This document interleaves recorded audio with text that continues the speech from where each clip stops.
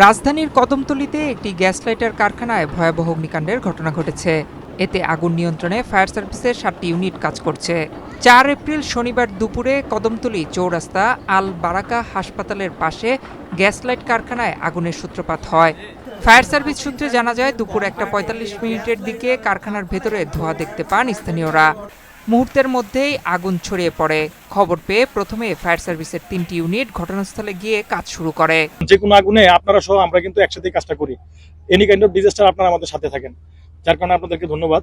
আসলে যখনই আমরা মেসেজটা পাইছি কন্ট্রোল রুমের মাধ্যমে 1:10 সময়, যে কেরানীগঞ্জে কদমতলীতে এরকম একটা লাইটার ফ্যাক্টরিতে অনেক বড় একটা আগুন।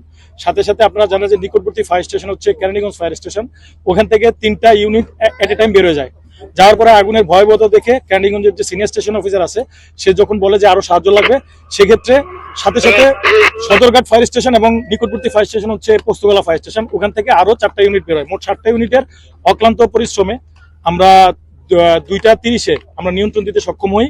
এবং আপনারা নিজেরা দেখতেছিলেন যে ভিতরে কি পরিমাণ সিলিন্ডার এবং গ্যাস, কম্প্রেস যে গ্যাস যেখানে রাখা হয়, যে ফুয়েল ট্যাঙ্ক গুলো থাকে, ওগুলোর মধ্যে কিভাবে বাস্ট হচ্ছিল আপনারা নিজেরা এখানে দেখছেন। আপনারা জানেন যে এখানে প্রত্যেকটা এলাকাতেই প্রশাসনিক একটা সিস্টেম আছে, একটা সিস্টেমের মধ্যে দিয়ে যেতে হয়।